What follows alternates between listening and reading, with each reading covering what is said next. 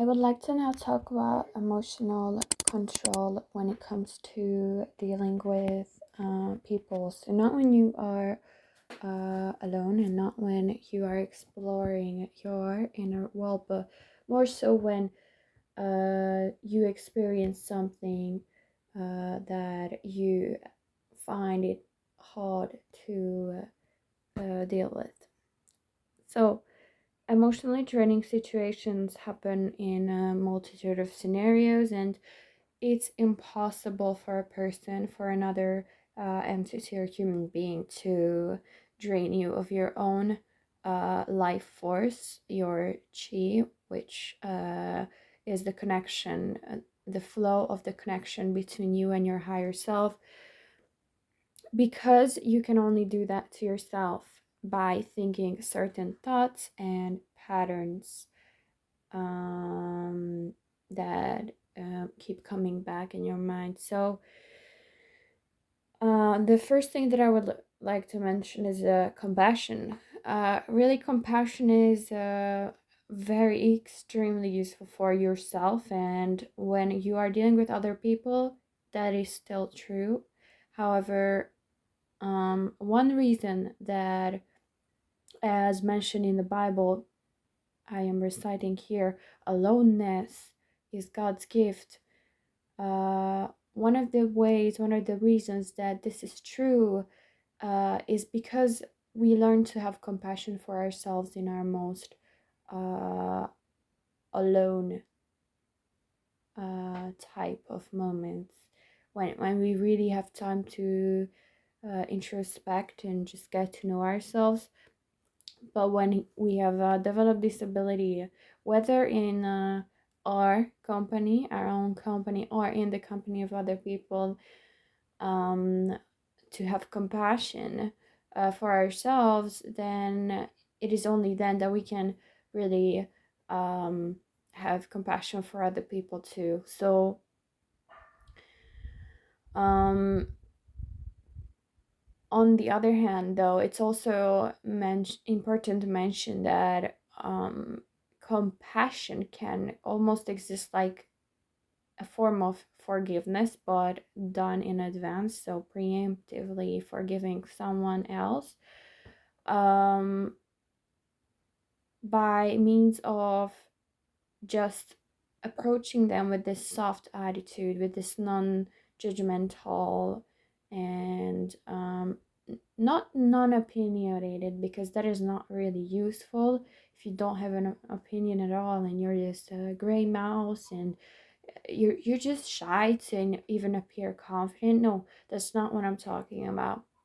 But when you go in with okay, I am completely here with you now. I am willing to listen to you. I'm here to attune to you and understand you and not push you away. Now, that is compassion, and that is what gets results when it comes to dealing with other people. So, the second thing is stay low key. Choose your battles, pick your fights, especially in public. But I cannot emphasize this enough. Like, if you are in public and you get caught in a fight, now that's already a losing battle, because in public you just don't want to go there. Okay, never get caught shouting or oh my god, going beyond that in public, because that is just so embarrassing. And when you are in private, I would even choose my battles then. But sometimes, I mean, you have to fight those battles. You have to sit through them. Sometimes they are worth the result, but in general, be really just focus on your peace and on the peace of the situation, because just remaining uh, fulfilled in yourself, you do not always have to be right. And prioritizing yourself includes maintaining your energies, not giving them away by um, showcasing it everywhere you go by means of doing what everyone else around you is doing, which even if triggering, it can be sometimes really easy to forget, to let go, when you have time to look back at the situation. So I have a personal story. I have been raised by a mother who, or not just a mother, but parents who themselves were quite competitive, especially in the work field. So I myself looked at that, of course, as the example. So as soon as I got into primary school, I started rivalizing with the other girls, and I started copying one of the girls in the class, and created these small groups of women or girls. We just kind of like literally were battling there, like on the playground, as the school ring went off. Literally, we just look forward to this rivalry extremely. And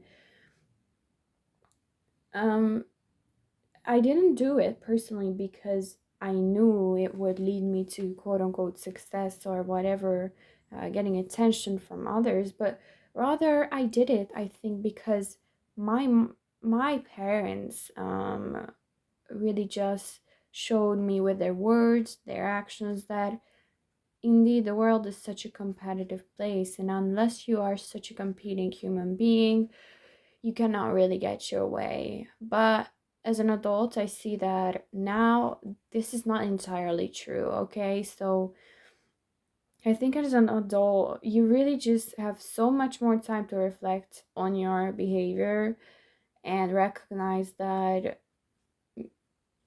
when you have a choice to be either silent or mean, it's really so much wiser to be silent. And it's, at the end of the day, it's always worth it. And whether it's in your words, actions, or thoughts, silence as compared to saying something negative, even if it's just complaining or just gossiping, silence has never hurt a soul.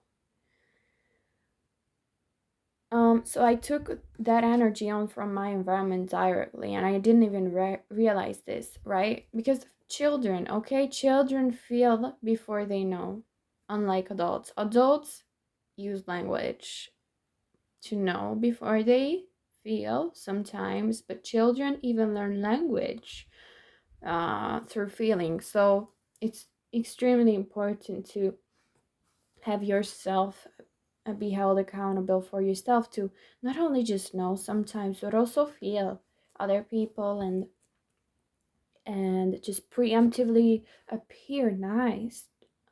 Take care of yourself, look like you respect yourself, look like you love yourself, because unless you do that, of course, people's judgments will get in the way. And let's face it, people's judgments do not exist to hurt anyone. They just are there, and they just come up as protection mechanisms.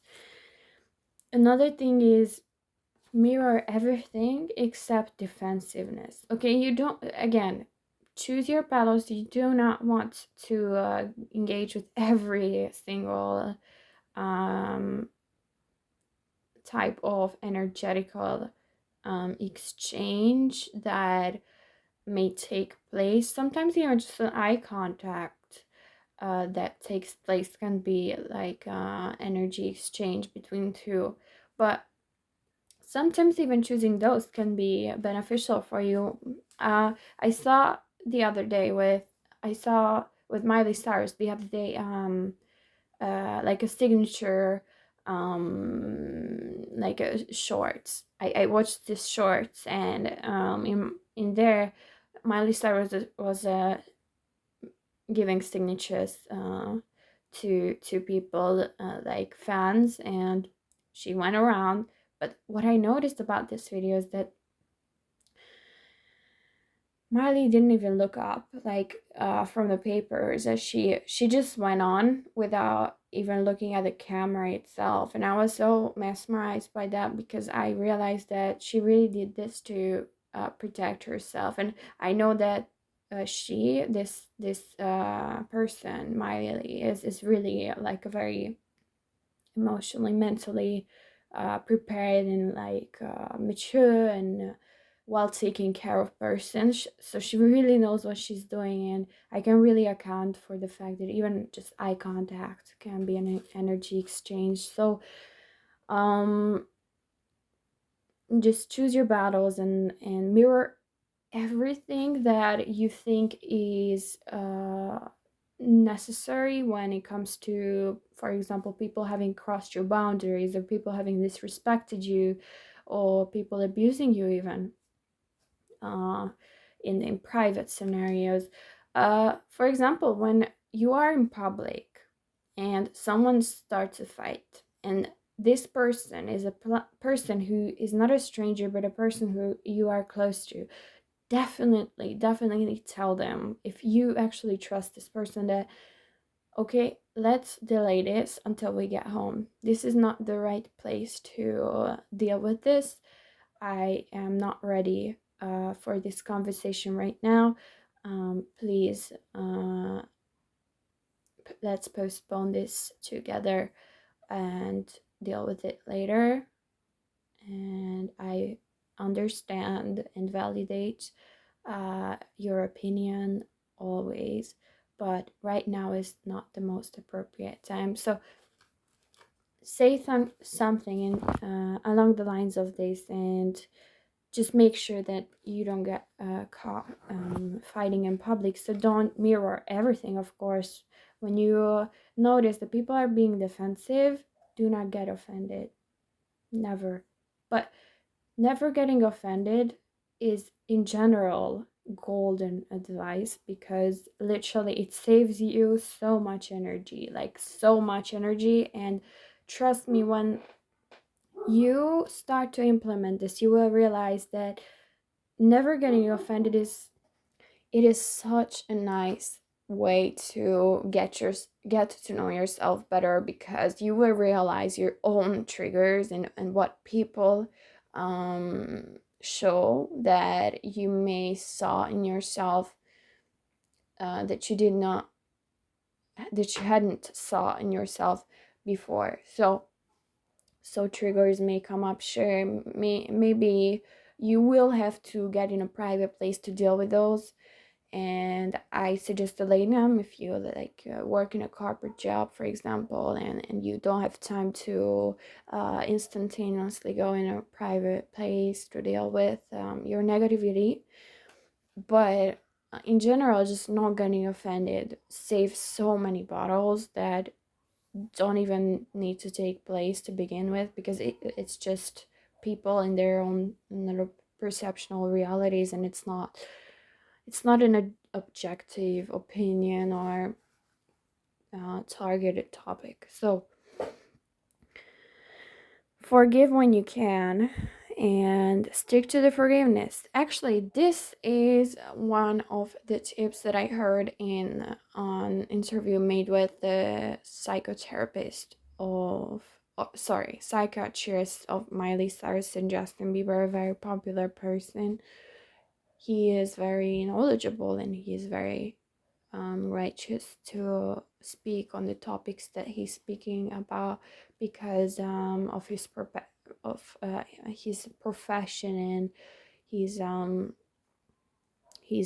experience. So um, forgiveness. When I heard this, that this is good for brain health in general, I was blown, because forgiveness to me was so hard in the beginning, especially knowing the fact that it doesn't just happen overnight, right? You have to go through a process. You have to trust the process that you go through, and then somehow have forgiveness be born in your heart. But it doesn't just happen overnight. It's always a result of a process. Even if that process is as short as like 1 millisecond, it's still a result of a process of understanding.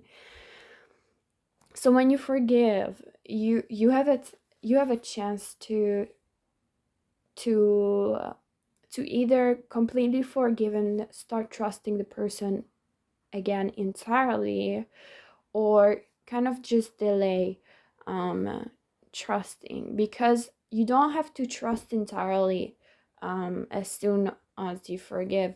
It's okay if you forgive and then tell the person that you've forgiven, okay, yes, I have forgiven you.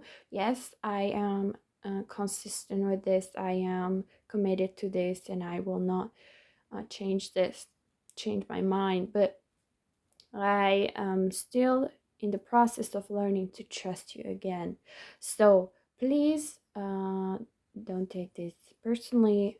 This is about uh, my process of handling this situation or whatever. Say something like this, and the other person will understand. But it's important that unless you have forgiven a person, don't just act like you have forgiven them. Don't just um, act like you still have no boundaries, because you do.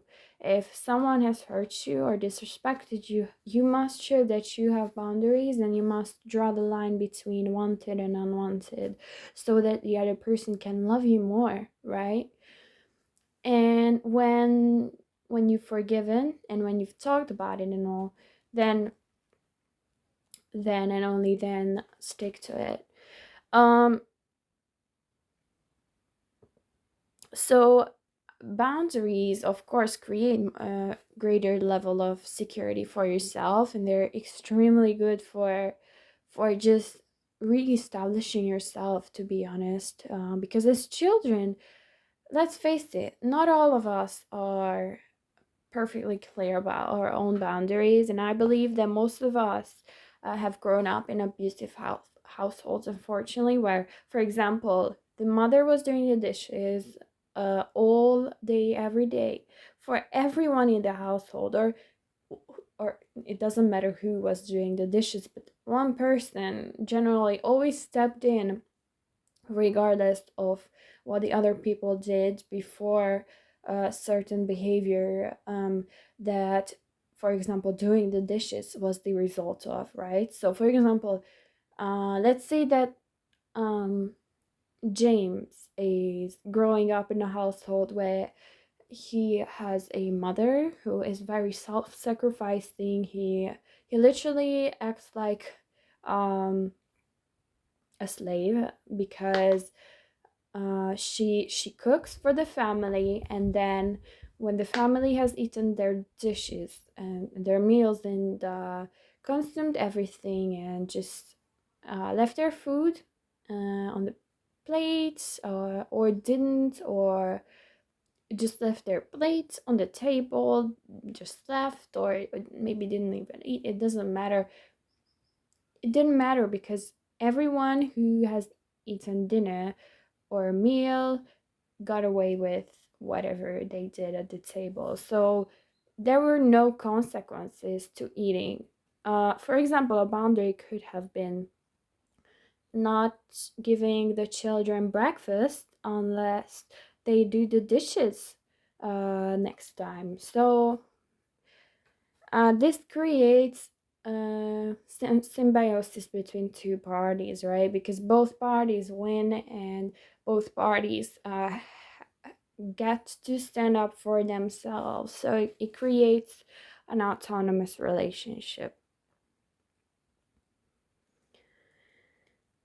Okay, the next thing is appreciate the positive things in and about everything, and never ignore or forget to use language to reinforce the positive, because it's extremely powerful. Now, the human language may not have developed to emphasize the positive, but when we really just focus on developing this ability, we can realize that the truth is really all that matters, and there is so much more to the picture than we may have previously thought, right? I mean, can you agree with me? And also expect the best of people, because people are good, and sit with your demons, really, because your demons are your own unmet needs. Invite them in for tea. Um, but not while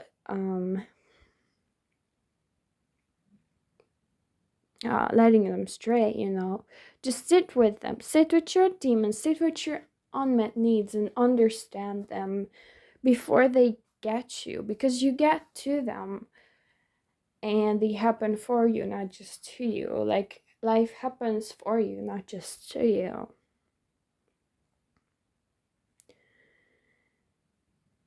You need external and internal support as well, and maybe even motivation. Sometimes in the field that I'm in, I constantly hear people say, "Okay, motivation is nothing for me. Oh my God, I just wake up in the morning and I do my bed and I do all these things in a row without even thinking about it." Okay, but that is the result of habit change, and habit change starts with momentum. And momentum must be built upon motivation, because if you have no motivation, then how can you even start? So take that first next step, even if it's a small one, okay? But external and internal support are both necessary and very, very beneficial, no matter what it looks like. Another thing is change your environment. Put yourself in the right situation for your growth, because sometimes we stagnate. Uh, for example, when people encounter or enter depression, they are usually in a stagnant state. Depression is nothing more than having no growth take place.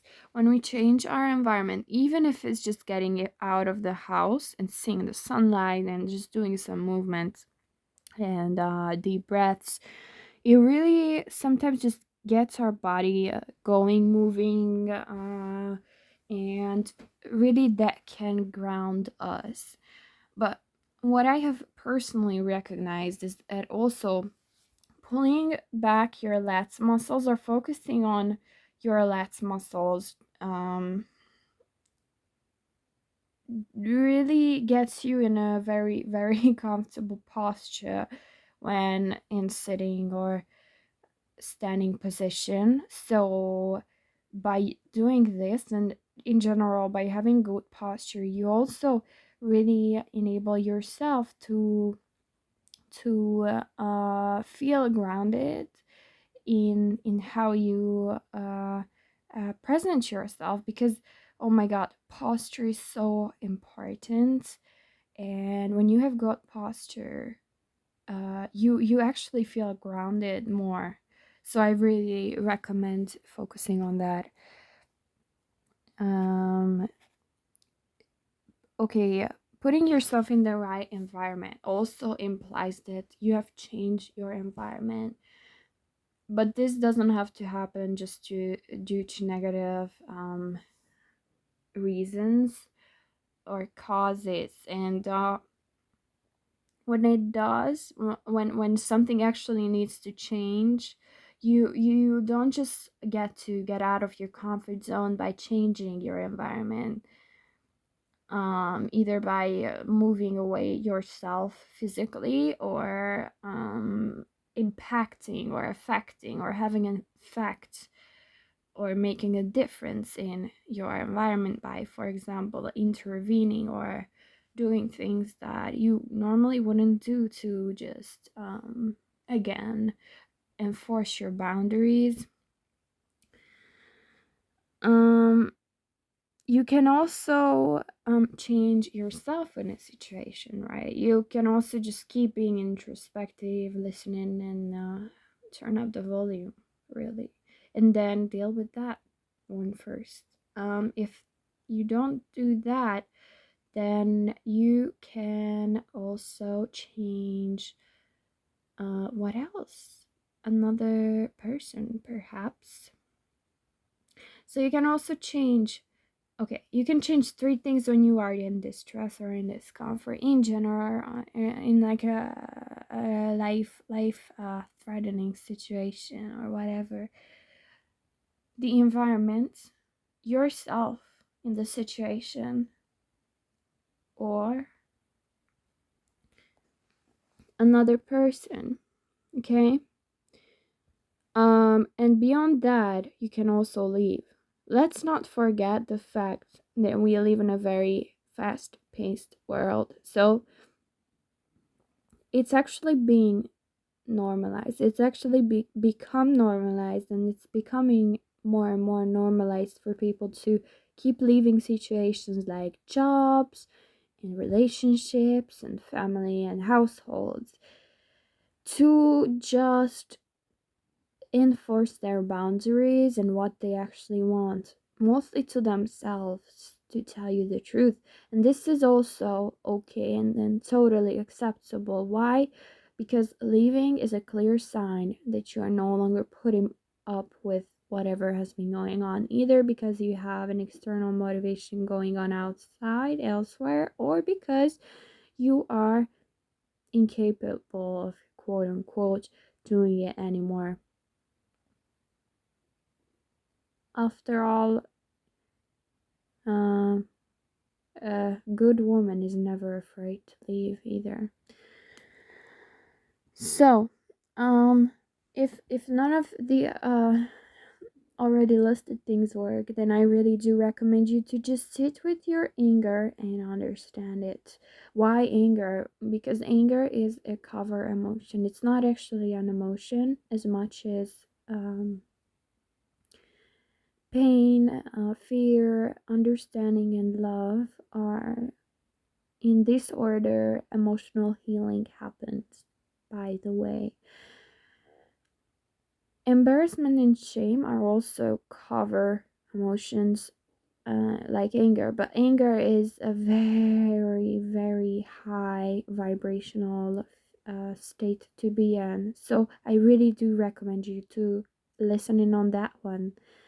If you have the chance and you've never tried it before, I also recommend trying something physical to physically to express your emotion, like physical exercise. Like, for example, if you've been addicted to certain negative behaviors like addictions or whatever, just to feel alive, like video games, just to get that rush, just to feel like a human, like a person, and you want to get better, then I suggest that you first acknowledge that, okay, this is how I feel, and really, I just need to be here with myself now, because unless I do that, I will never understand what I actually need and what I actually have never got or have been deprived of in the first place. And that's okay to accept that, okay? Because unless you accept that, you will never get